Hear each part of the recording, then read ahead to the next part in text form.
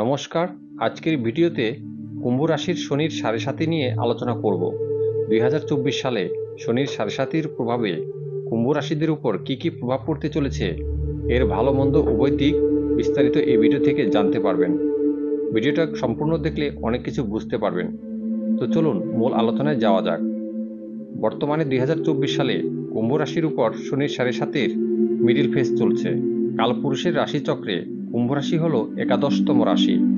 এই রাশির অধিপতি গ্রহ হচ্ছে শনি। এই কুম্ভ রাশিতে শনি গ্রহ বর্তমানে গোচরে বা ট্রানজিটে নিজের ঘরে অবস্থান করছে। এছাড়া কুম্ভ রাশির সাপেক্ষে দ্বিতীয় ঘরে মীন রাশিতে রাহু ও মঙ্গল, তৃতীয় ঘরে মেষ রাশিতে বুধ গ্রহ, চতুর্থ ঘরে বৃষ রাশিতে শুক্র, বৃহস্পতি এবং রবি, অষ্টম ঘরে কন্যা রাশিতে কেতু গ্রহ এবং দ্বাদশ ঘরে মকর রাশিতে চন্দ্র অবস্থান করছে। এই হচ্ছে বর্তমানে রাশিচক্রে গ্রহের অবস্থান। শনির দুটো রাশি, একটা হচ্ছে মকর আর একটা হচ্ছে কুম্ভ। এই কুম্ভ রাশিতে শনি গ্রহ শুভ ফলদাতা হয়ে থাকে। এই ঘরটিকে শনির আনন্দ ঘর বা মূল ত্রিকোণ বলা হয়। মকর রাশি শনির নিজের ঘর হলেও সেখানে শনি ততটা শুভ ফল দিতে পারে না, কিন্তু কুম্ভ রাশিতে শনি ভালো ফল প্রদান করে থাকে। এখন যাদের কুম্ভ রাশি বলতে জন্মকালীন সময়ে চন্দ্র যে রাশিতে অবস্থান করছিল সেটা হয় জন্মরাশি। যদি চন্দ্র কুম্ভ রাশিতে অবস্থান করে থাকে তাহলে সেটা হবে কুম্ভ রাশি। এখন এই কুম্ভ রাশির উপর শনির সাড়ে সাতির মিডিল ফেজ চলছে। রাশির উপরে শনির সাড়ে সাতির প্রভাব থাকে 7.5 বছর।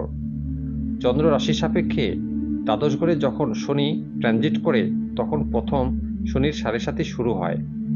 শনি এই রাশিতে থাকবে 2.5 বছর। এই 2.5 বছর অতিক্রম করার পর শনি যখন রাশিতে গমন করবে তখন হবে মিডিল ফেজ।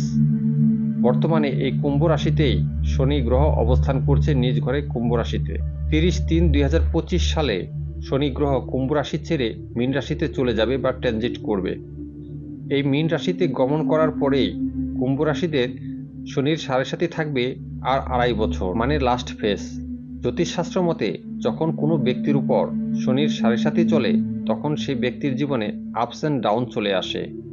ওই সময়ে বিভিন্ন বাধা বিপত্তির সম্মুখীন হতে হয়। শনির সাড়ে সাতিতে অনেক উচ্চ পদস্থ ব্যক্তি ধরা খেয়ে যায়। হঠাৎ করে জীবনে পতন চলে আসে। কর্মক্ষেত্রে, ক্যারিয়ার, চাকরিতে সমস্যা চলে আসে। ব্যবসা বাণিজ্যে কোটি কোটি টাকা পর্যন্ত লস হয়ে যায় এবং এই সময়টা দীর্ঘদিন ধরে চলে। মকর রাশির ব্যক্তিগণের উপর যখন শনির মিডিল ফেজ চলছিল তখন এসব সমস্যার সম্মুখীন হয়েছিল, যদিও তাদের শনির সাড়ে সাতির এখন লাস্ট ফেজ চলছে। ওই সময় মকর রাশির ব্যক্তিগণ বুঝেছিলেন শনির সাড়ে সাতি কী জিনিস। তবে কুম্ভ রাশিদের ক্ষেত্রে শনির এই মিডিল ফেজ ততটা অশুভ ফল প্রদান করবে না, যদিও একটু সমস্যা হবেই। কারণ যখন শনি চন্দ্রের উপর 10 ডিগ্রির মধ্যে ঢুকে যাবে তখন থেকে কুম্ভ রাশির ব্যক্তিগণ কিছু না কিছু ঝামেলা ঝঞ্ঝাট এর মধ্যে পড়ে যাবেন। শনি যখন চন্দ্রের সাথে ক্লোজ কনজাংশন করবে তখন শারীরিক, মানসিক, অর্থনৈতিক দিক দিয়ে সমস্যা আসবে। বিভিন্ন কাজে কর্মে বাধাবিঘ্ন আসবে। তবে কুম্ভ রাশি শনির যেহেতু মূল ত্রিকোণ রাশি এবং আনন্দ স্থান, তাই কুম্ভ রাশির ব্যক্তিদের উপর শনির সাড়ে সাতির প্রভাব অতটা খারাপ হবে না। এর মধ্যে দ্বিতীয় এবং একাদশপতি গ্রহ গুরু বৃহস্পতি বৃষ রাশিতে অবস্থান করছে। কুম্ভ রাশি সাপেক্ষে বৃহস্পতি হচ্ছে ধন সম্পদ, টাকা পয়সা, আয় রোজগার, ইনকামের কারক গ্রহ। এই গুরু বৃহস্পতি বসে আছে কুম্ভ রাশির চতুর্থ ঘরে, গৃহ, জায়গা, সম্পত্তি এবং মাতৃর ঘরে। ফলে কুম্ভ রাশিদের চন্দ্রের কেন্দ্রে বৃহস্পতি থাকায় বৃহস্পতি শুভ ফল প্রদান করবে। এর সাথে বসে আছে চতুর্থ এবং ভাগ্যের অধিপতি নবমপতি গ্রহ শুক্র হচ্ছে কুম্ভ রাশির পক্ষে একাই রাজযোগ কারক গ্রহ। এই বৃহস্পতি এবং শুক্রের যোগে কুম্ভ রাশির ব্যক্তিগণ গৃহ, জায়গার, সম্পত্তি ক্রয় করার যোগ তৈরি হবে। চাকরিতে উন্নতি এবং কর্মক্ষেত্রে উচ্চ পদ প্রাপ্ত হতে চলেছে। যাদের কর্মক্ষেত্রে সমস্যা চলছিল তাদের সেসব সমস্যা মিটে যাবে এবং নতুনদের চাকরি বা কর্মপ্রাপ্তি হবে। গৃহ, বাড়ি, জায়গা, সম্পত্তি থেকে আয় ইনকাম বাড়বে এবং পূর্বপুরুষদের জায়গা সম্পত্তি প্রাপ্ত হবে। বাড়িতে ঝগড়াঝাঁটি অশান্তি থাকলে সেসব সমস্যা অনায়াসে মিটে যাবে। এই শনির সাড়ে সাতির মিডিল ফেসের মধ্যেই এসব শুভফলগুলো প্রাপ্ত হবে। মীন রাশিতে রাহু অবস্থান করায় কুম্ভ রাশিদের হঠাৎ করে অর্থের প্রাপ্তি ঘটবে, কারণ রাহু টাকা এমনভাবে এনে দেয় যা কল্পনার বাইরে। তবে এই মীন রাশিতে রাহু অতটা অশুভদায়ক হবে না, কারণ রাহু দ্বিতীয় ঘরে যেমন টাকা এনে দেয় আবার ওভাবেও বের করেও দেয়। গুরুর ঘরে রাহু তেমন একটা খারাপ প্রভাব ফেলবে না।